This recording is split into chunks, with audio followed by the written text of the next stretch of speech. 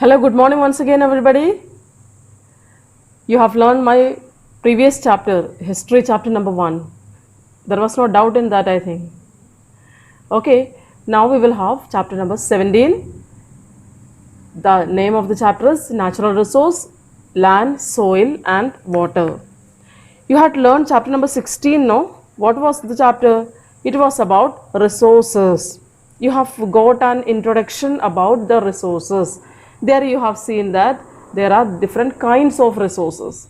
Now, in the remaining chapters of geography, you will have different types of resources and their utilization, the problems related with the utilization, their development, etc. Okay, you will learn about the conservation and the methods of conservation also. Here we are starting. What we have to keep in our mind that the natural resources are those things which fulfill the needs and wants of the people in a particular area, and there is a problem in that. What is the main problem? That the distribution of these resources is highly uneven. The distribution is uneven, the distribution is not equal, it is not even. There are some area where we can see resources in a maximum quantity, but the same resource shortage can be felt in other region. Here some examples have been given, examples like land, soil, water, vegetation, animal. They are the resources and they are available everywhere. Okay, but and here also we can see that soil and water, so not soil, water is a resource which has a problem. Country like India, where different kinds of land features are there, we face somewhere we have abundance of water. Area like Arunachal Pradesh, there we get Meghalaya, we get maximum amount of rainfall and we have a good water facility. The plain region, there are a large number of rivers in the plain region, so there is no problem with the water. But the states like Rajasthan face acute shortage of water. A large part of Tamil Nadu has shortage of water. This is what I told, that the distribution of these resources is uneven. Okay, and along with that, one more problem is there. What is that? Some resources like minerals and energy resources are concentrated in few regions. They are not found everywhere. They are concentrated only in few regions. Okay, it was just an introduction about the different kinds of resources. You have to keep in this thing, keep in your mind that resources are unevenly distributed on the earth. Okay. Now we have to see the development of resources. How do we develop the resources? There are various ways to develop the resources, to use the resources, and what are the basis of the development of resources. The first basis of the development of the resources, needs and wants of the people. According to our needs and the wants of the people, we develop a resource. If we don't need, we will not. We will develop those resources who has a great demand, which the resource which has a great demand. Then second factor is cultural values. There are some area where the use of some resources are not accepted, so it depends upon our cultural values. Third factor is level of technological development. Okay, we have the needs, we need the resource, but if we don't have enough technology, what will happen? We will not be able to use or develop that resource. So we must have a proper technology. Our technology should be developed so that we can develop the resource, we can use the resource to satisfy our needs. Okay, so there you have to keep a thing in your mind that nature, man and technology are the resource creating factors. Nature, man and technology are the resource creating factor. We can see a relation between these three things, nature, man and technology. You might not have noticed that land is a resource. Land is a resource, no? Okay, you know it because we use land for our various needs. This land would not be a resource unless human beings work on it and produce crops. We are producing crops, we are getting benefit. That is why land is considered as a resource. Yes or no? Yes. And what we are using? We are using technology. Nature has been made, or some changes have been made in the nature by the human beings with the technology they developed. Okay. And what do? We perform different activities on our land. It has been written here. Different activities have been performed here by man, by human beings, by using the technology they developed, and land became a natural resource. Land became a useful resource. Clear?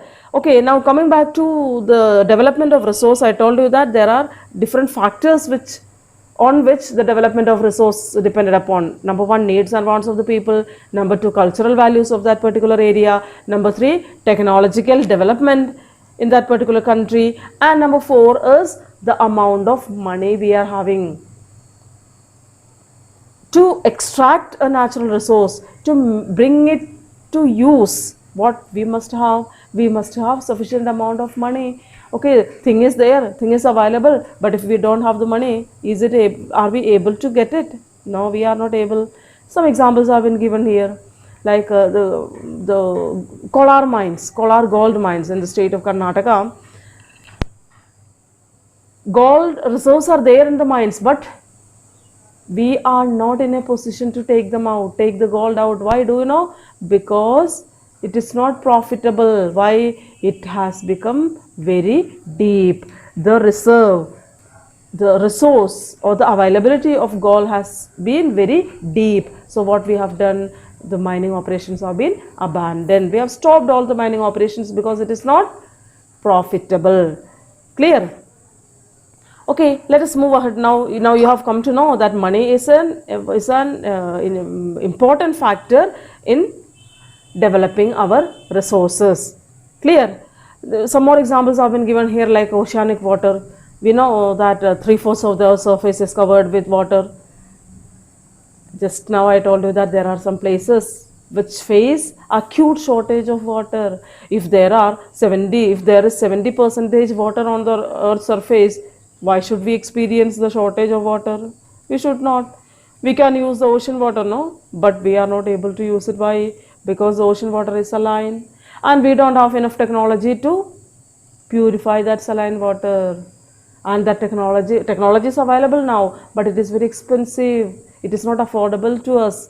That is why we must come to the conclusion that money is also a factor which decides the development and utility of the resources.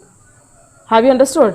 Okay, so now what are we going to learn in this chapter? What is that? We will learn about the distribution and utilization of different kinds of resources, how they are distributed in the world and how they are utilized. Then the most important part is, what is the impact of their development? This utilization, the nature has distributed resources all over the world.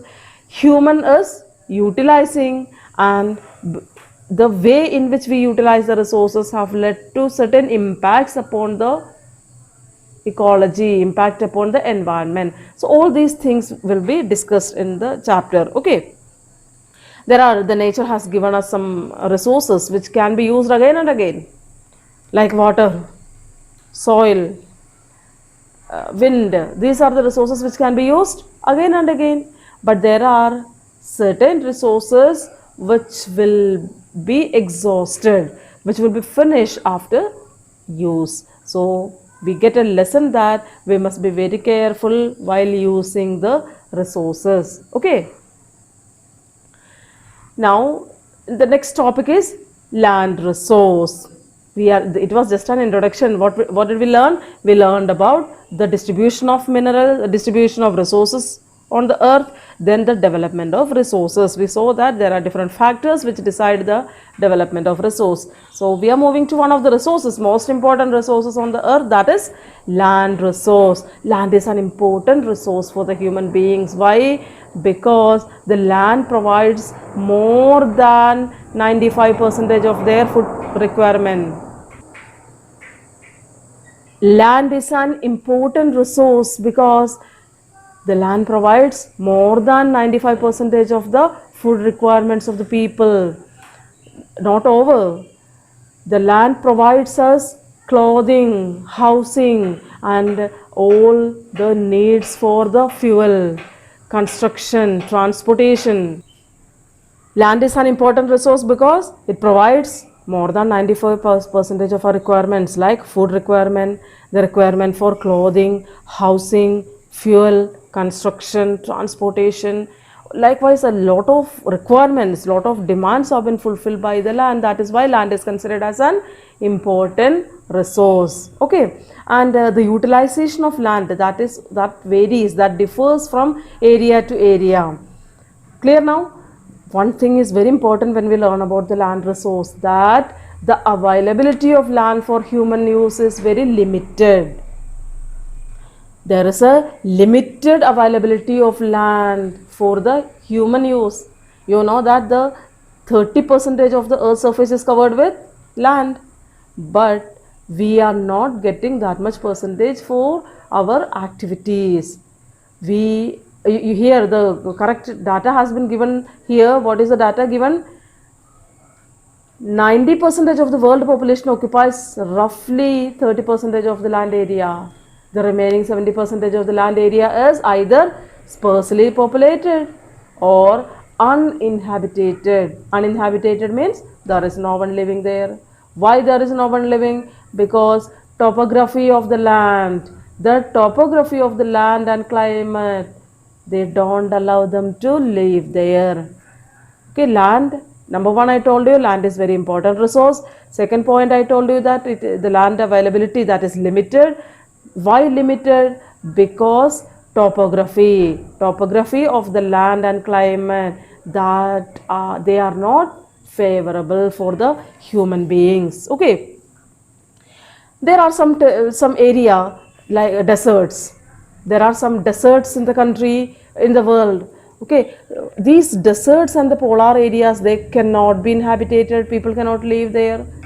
Both in deserts, it's very, temperature is very high. There is no rainfall. Polar regions are very cold. So in both the territories, people cannot inhabit it. It cannot be inhabited area. Then there are low lying waterlogged areas where we cannot inhabit it. Then steep slopes of the mountains, rugged relief where the land is not stable. Got it now? These types of lands are not favorable for inhabitation. People cannot live in these areas, and you have heard about the world has huge proportion of the area of the land which are occupied by mountains, deserts, etc., where people are not able to live. Okay, there are some territories which are known as some region which are known as grasslands. What are grasslands? You have learned in class 7th. These grasslands of South America, Africa, and Asia are scantily populated. These are inhabited by the people who are mostly engaged in hunting, gathering, fishing, herding. Only these kinds of people are living in this grassland. Others are not. Clear? Next example is Antarctica. Is Antarctica inhabited? No. Only some scientists are there for research purposes. They have established their research stations over there in Antarctica. Only those people are living there. Human beings, other human beings don't inhabit it there because of the extreme climate. Okay, but these are the areas: desert, polar region, grasslands, Antarctica, then mountain regions, low-lying waterlogged areas. All these areas are the examples of less inhabited regions.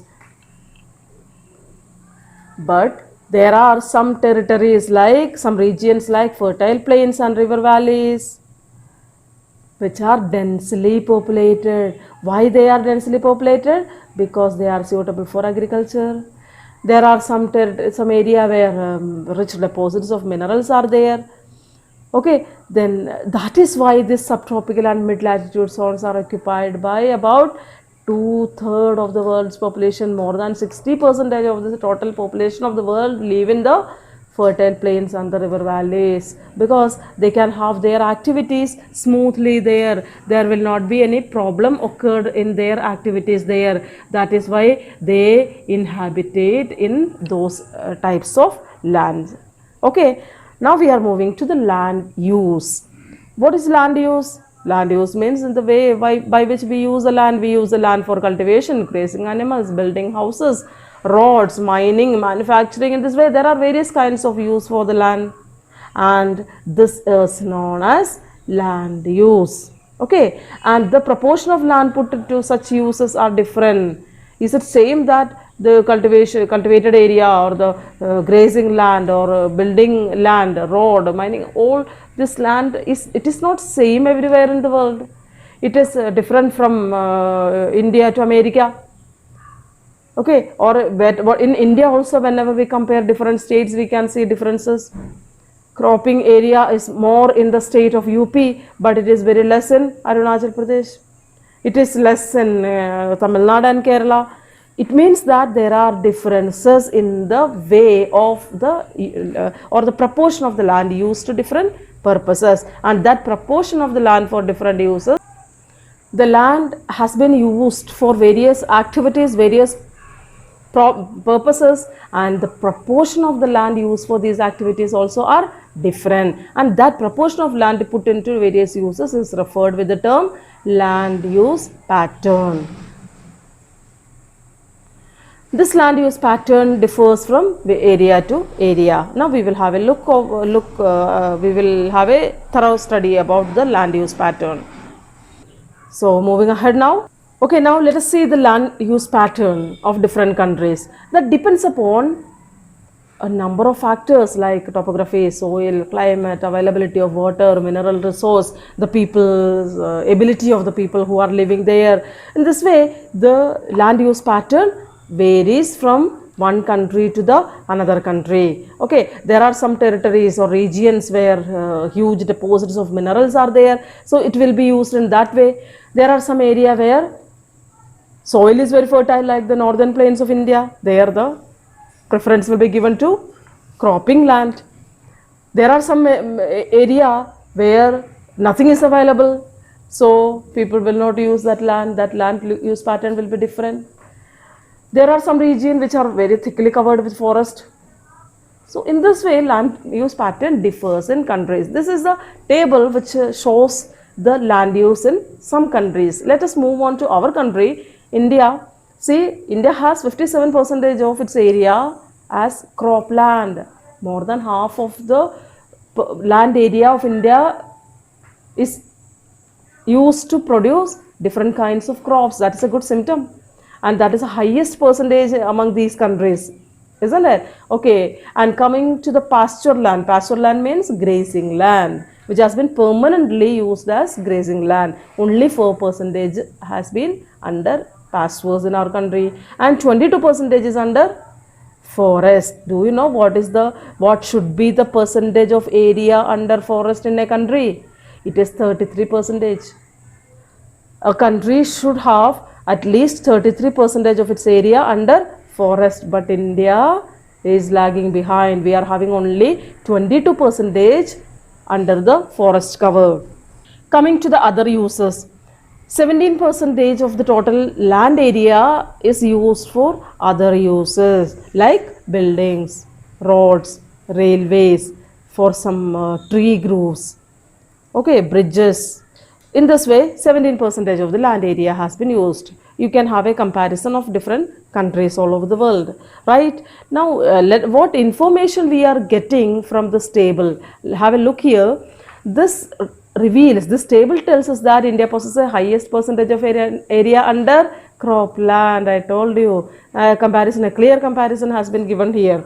Okay, then India possesses a large number of livestock population also. That is not in the table. We are coming out of the table now. Livestock population is very good in our country. What is livestock population? Animal. The population of animal is considered as, it is termed as livestock. Okay, but India has very less area for pastures. The other countries, particularly the European and American countries, they are having a good share of the land. See, 56% of Australia is having pastoral land, and 46% of UK is pastoral land.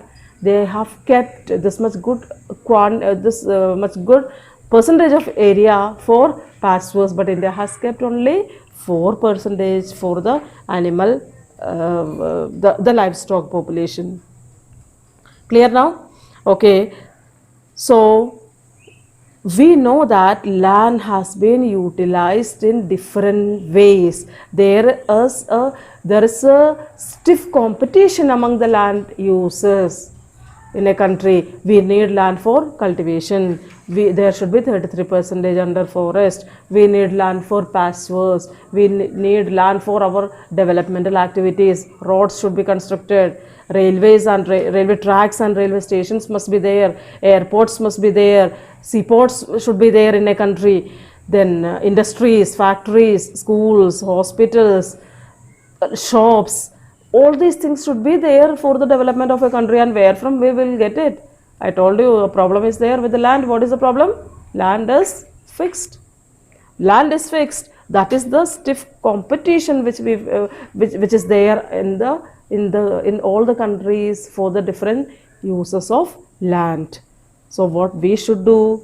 We should use it very carefully. This careless use of land may create problems like shortage of cropland, soil erosion, deforestation, desertification, etc. What is shortage of cropland? The area under cropland will be reduced. Soil erosion, soil will be eroded from one area to the other. Deforestation, cutting of trees, clearing of forest. Desertification, what will happen? Gradually, if the land is not used carefully, the land would be converted as a desert. So what should we do? We must be very careful in the use of land. So I'm going to wind up today's class. I think you have understood the chapter, the part which I taught. I have selected a small percentage or small part of the chapter. We discussed only about the land resource. Is there any doubt remaining? I don't think. Okay, you can go through the video because the book has been shown here in the video. You can go through each and every line so that even if any doubt is there, it can be very clear. Okay, so winding up, take care of you. Thank you.